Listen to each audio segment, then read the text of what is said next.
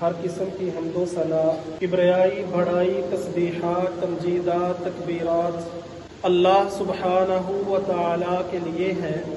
درود و سلام میرے اور آپ کے محبوب پیغمبر امام الانبیاء، امام الرسل، امامنا فی الدنیا والآخرہ، خاتم النبیین جناب محمد الرسول اللہ صلی اللہ علیہ وآلہ وسلم کی ذات کے لیے خاص ہے۔ سامعین محترم، اللہ تبارک و تعالی نے ہمارے لیے جس پیغمبر کا انتخاب فرمایا ہے وہ پیغمبر ساری دنیا کے لیے رحمت بنا کر بھیجا گیا ہے، اور اس کی رحمت صرف اس دنیا کی حد تک محدود نہیں ہے، بلکہ اس کی رحمت روز قیامت جب ساری دنیا کے لوگ پریشانی کے عالم میں ہوں گے اس وقت بھی اس پیغمبر کی رحمت ہمارے کام آئے گی۔ کوئی کسی کے کام نہیں آئے گا۔ بھائی سے دور بھاگے گا،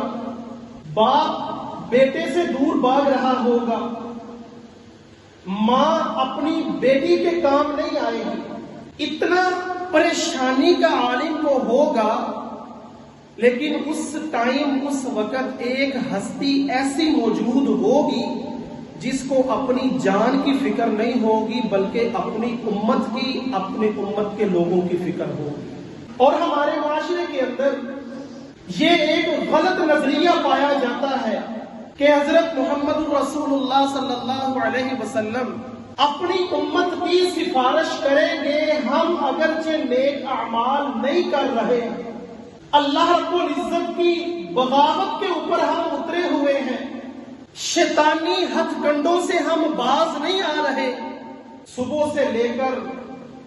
رات سونے تک سارا دن ہمارا گناہوں کے ساتھ گزر جاتا ہے، اور ہمارے ذہنوں کے اندر یہ بات بڑی پختگی کے ساتھ پہنچ چکی ہے، کوئی بات نہیں، ہم تو اس نبی کے امتی ہیں جس نے تو ہماری سفارش کر کے ہمیں اللہ رب العزت سے جگڑ کر بھی جنت میں لے جانا ہے۔ محترم بھائیوں، ایک تو یہ عقیدہ ہمارے لوگوں کے اندر پایا جاتا ہے، اور ایک دوسری قسم کے وہ لوگ ہیں نبی صلی اللہ علیہ وسلم کی شفاعت کا ہونا، نبی صلی اللہ علیہ وسلم کا سفارش کرنا یہ حق ہے۔ اللہ رب العزت نے نبی صلی اللہ علیہ وسلم کو اجازت دینی ہے، نبی نے اپنی امت کی سفارش کرنی ہے، نبی کی سفارش کے بغیر اللہ رب العزت اس امت کا حساب و کتاب بھی شروع نہیں کرے گا۔ یہ نبی صلی اللہ علیہ وسلم کو اعزاز اللہ رب العزت نے دیا ہے، ساری دنیا کے لوگ اللہ کے دربار کے اندر جمع ہو جائیں گے، 50,000 سال کا ایک دن ہوگا، سورج سوا نیزی کے اوپر آ جائے گا، ہر انسان اپنے گناہوں کے حساب سے اپنے پسینے کے اندر شرابور ہوگا، کسی کا پسینہ اس کے ٹخنوں تک ہوگا، کسی کا گھٹنوں تک ہوگا، کسی کا کمر تک ہوگا، اور کوئی اپنے پسینے کے اندر ڈبکیاں کھا رہا ہوگا۔ اللہ رب العزت حساب کتاب نہیں شروع کریں گے، اتنے سخت غصے کے اندر ہوں گے، اتنے غضب کے اندر اللہ رب العزت ہوں گے کہ آج تک اتنا غصہ، اتنا غضب اللہ رب العزت کو نہیں آیا۔ لوگ باغے باغے پھریں گے کہ ہمارا حساب و کتاب شروع ہو جائے۔ اللہ رب العزت حضرت محمد الرسول اللہ صلی اللہ علیہ وسلم کی سفارش کے بغیر لوگوں کا حساب بھی شروع نہیں کریں گے۔ یہ حق بات ہے، اس کے اوپر ہمارا ایمان ہے، لیکن وہ لوگ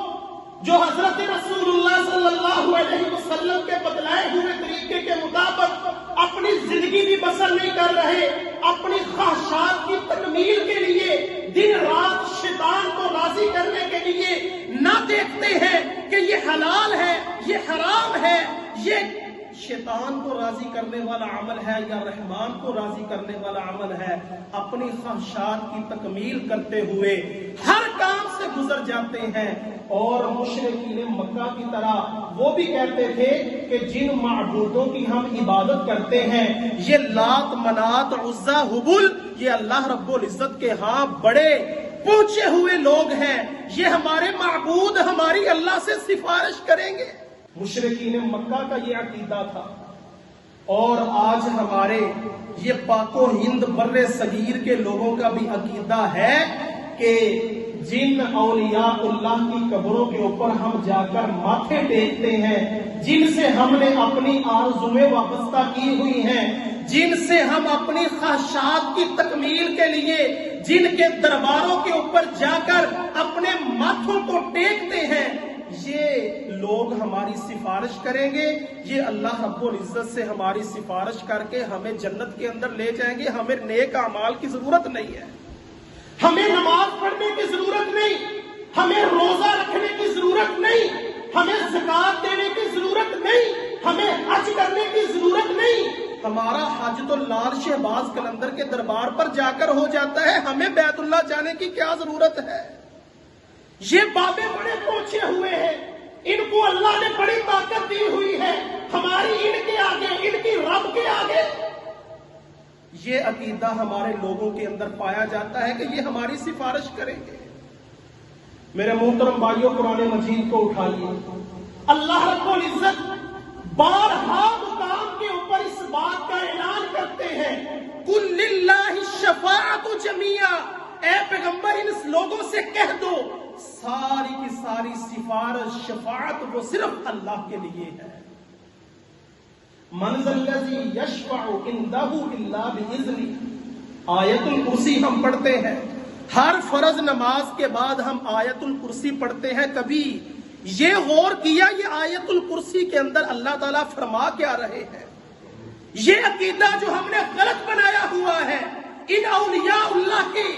طرف سے ہم نے یہ بات منسوب کی ہوئی ہے کہ یہ اولیاء اللہ، یہ بابے، یہ اللہ رب العزت کے ہاں ہمارے سفارشی بن جائیں گے۔ ان کے پاس کون سا اختیار ہے؟ ان کو اللہ رب العزت نے کون سی طاقت دی ہوئی ہے؟ آئیے آیت الکرسی پڑھیے، مَنْ ذَا الَّذِي يَشْفَعُ عِنْدَهُ إِلَّا بِإِذْنِهِ، وہ ذات ہے اس دنیا کے اندر، وہ کون سی طاقت ہے جو اپنے رب کے سامنے کھڑے ہو کر سفارش کر سکے؟ اس کو لاؤ ہمارے سامنے۔ اللہ رب العزت چیلنج کر رہے ہیں، مَنْ ذَا الَّذِي يَشْفَعُ عِنْدَهُ، کوئی ہے جو اللہ کی اجازت کے بغیر اپنے رب کے ہاں سفارش کر سکے؟ اللہ کی اجازت کے بغیر تو امام الانبیاء، کائنات کے امام، سارے نبیوں کے سردار، ساری امت کے لیے رحمت بنا کر بھیجے گئے محمد الرسول اللہ صلی اللہ علیہ وسلم بھی اللہ کے دربار میں اللہ کی اجازت کے بغیر سفارش، شفاعت نہیں کر سکے۔ لمبی حدیث کتب احادیث کے اندر موجود ہے، نبی اکرم صلی اللہ علیہ وسلم بیان فرماتے ہیں، قیامت کا دن ہوگا، سارے لوگ اللہ کے دربار کے اندر جمع ہوں گے، اللہ رب العزت